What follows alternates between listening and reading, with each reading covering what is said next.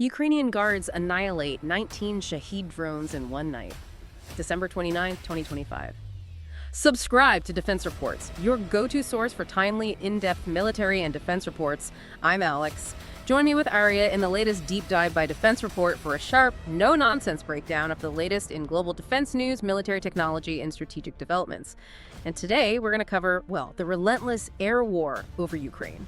It's really a tale of two fronts, how Kyiv's defenders pulled off a massive victory, and then how Ukraine is striking back deep, deep inside Russia's industrial heartland. It's a fascinating study in strategic asymmetry, isn't it? We've gone through military assessments, technical analyses, and defense news reports, and they all paint this really clear picture. Ukraine is, on one hand, mastering this incredibly cost-effective defense, while on the other, using long-range assets to just cripple Russia's ability to even make these weapons in the first place. Exactly. So our mission today is to unpack this whole technological arms race. We're going to look at the tactical genius that let one mobile unit have so much success, and then we're going to zoom way out and see the strategic impact of these long-range strikes. So let's dive right in with that stunning tactical win by the National Guard. That headline statistic, it's really something. The 19th Brigade of the National Guard of Ukraine. They took down 19 enemy Shahed drones in their sector, around Kyiv. And this was during that intense period around the Christmas holidays.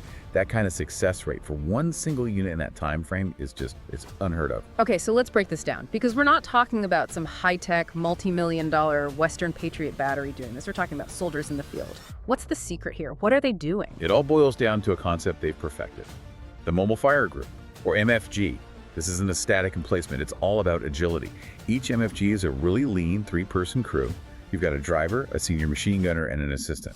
So they're basically like mobile hunting teams, driving around the outskirts of the city, responding to intel cues. That must require incredible discipline. It does, and they operate using what are called fire cards. These are essentially pre-surveyed positions that are optimized to intercept drones based on, past flight paths or likely attack routes. But the real game changer, the thing that made the difference, was their weaponry upgrade. Oh, okay. They started out using standard 7.62 millimeter weapons, but they quickly realized they didn't have the punch they needed. They need a massive kinetic advantage. And that's where the famous .50 cal Browning M2 comes in, right? But I mean, that sounds like serious overkill for what's basically a slow-moving glorified lawnmower with a bomb attached. Why go so heavy? You'd think so, but the Shaheds, while cheap, have surprisingly robust airframes, especially the engine block. It takes a lot of kinetic energy to guarantee a kill to make sure it stopped right there and then. A 7.62 millimeter round. It would often just punch through the fuselage without hitting anything critical, or it just wouldn't penetrate the engine from a distance. So the difference between a normal rifle round and the 50 cal isn't just a bigger bullet, it's a completely different level of destructive power. Oh, absolutely. We're talking pure ballistics. Yeah. A .5-year BMG round. It weighs about 45, maybe 50 grams, and it's moving at around 900 meters per second. That sheer energy transfer is what lets it just the engine, the control surfaces, everything. And crucially, it pushes their effective engagement range out to 2,000 meters. 2 kilometers. That extra range has to be the difference maker. It gives the crew more time to walk their fire onto the target, especially at night. But this success story, it only tells half the story, because the threat is changing. Constantly. These MFGs have to adapt in, real time. The original Shahed 126, it's slow, uses a piston engine, flies at maybe 150, 185 kilometers per hour. That gives a crew minutes to react. But the sources say Russia is deploying something much, much worse. Yes, the new headache is what they're calling the reactive, or jet Shahed. It has a small turbojet engine that pushes its top speed up towards 600 kilometers an hour. 600, wait, that's 4 times faster. That completely changes the game for those mobile teams. Their reaction window must shrink to almost nothing. It does, from minutes to seconds. Just imagine trying to calculate the lead on a target moving that fast in the dark. It's an incredible testament to their training, but speed is just one piece of it. The Russian tactics are all about overwhelming the defenses. They use what's called saturation swarming. Launching from all different directions at once. Exactly. From Kursk, from Crimea, from Primorsko-Akhtarsk, all to just overload the radar systems. And they're mixing in fakes too, right? These Gerbera decoys. They are. These are false targets. They have the same radar signature as a Shahed, but little or no warhead. Their whole purpose is to make Ukraine fire an expensive missile like a NASAMS to take down a cheap decoy.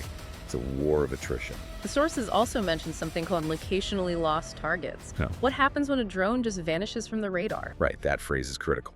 Locationally lost usually means Ukrainian electronic warfare has successfully jammed its GPS, so its guidance system is blind. The drone is basically a falling rock at that point, tumbling or flying way off course. That sounds good, but I'm guessing it's not. It's incredibly dangerous. The risk is that a 50-kilogram warhead just falls unexploded onto a residential street or a school. So the MFGs are then tasked with kinetic confirmation. They have to physically find that falling drone and shoot it down to make sure it's neutralized.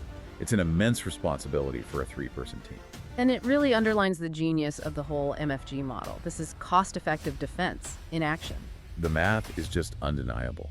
You can't use a multi-million-dollar missile to shoot down a $20,000 drone. It's a losing economic strategy.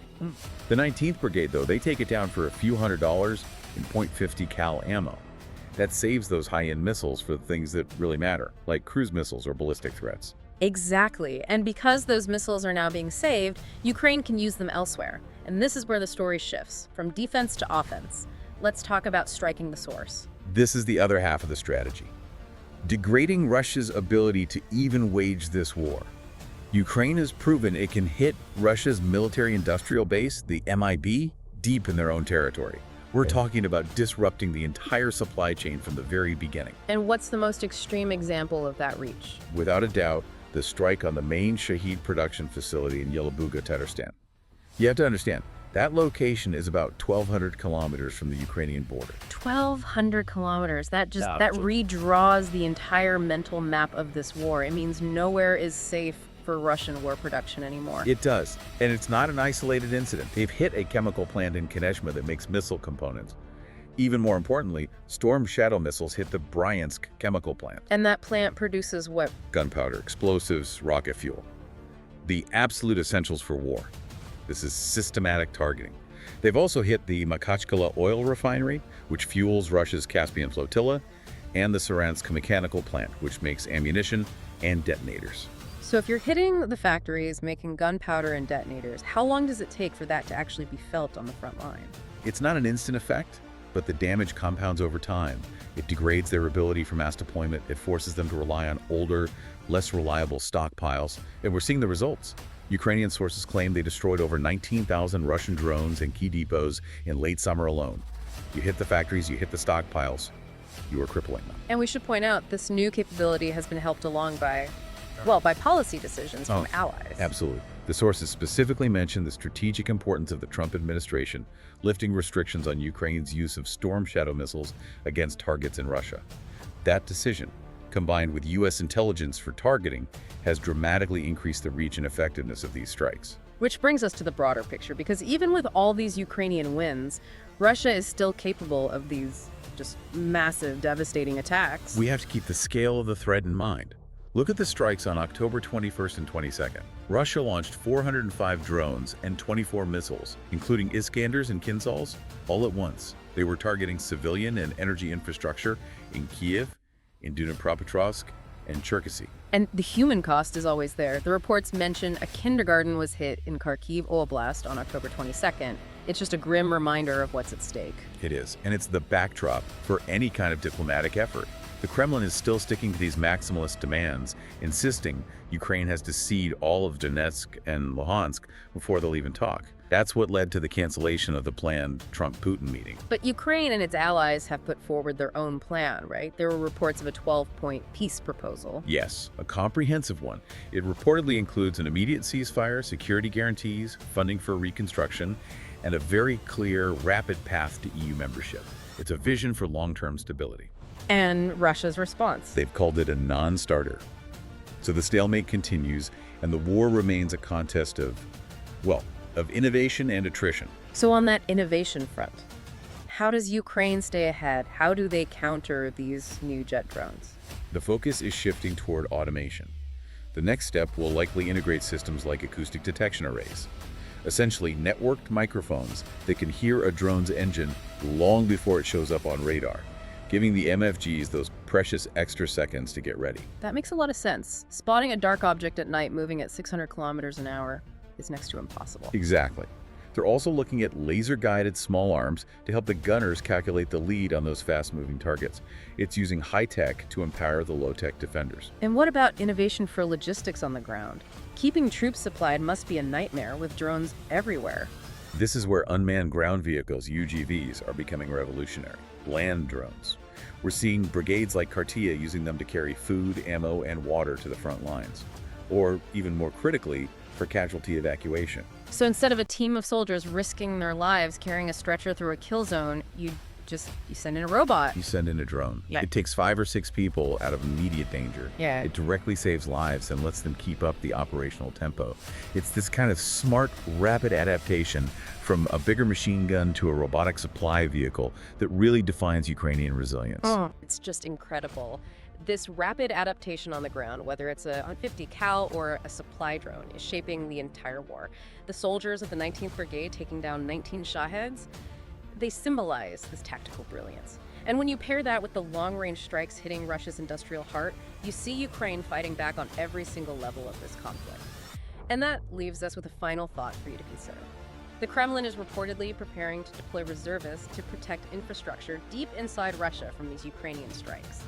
How successful can that possibly be if Ukraine keeps innovating its deep strike capabilities faster than Russia can fortify its rear with soldiers who are completely unprepared for this kind of high-tech war? You've been listening to Defense Report by Alex and Arya, where we analyze the latest in military strategy, global defense, and advanced weaponry. My God, subscribe to Defense Reports, your go-to source for timely, in-depth military and defense reports. We'll catch you next time.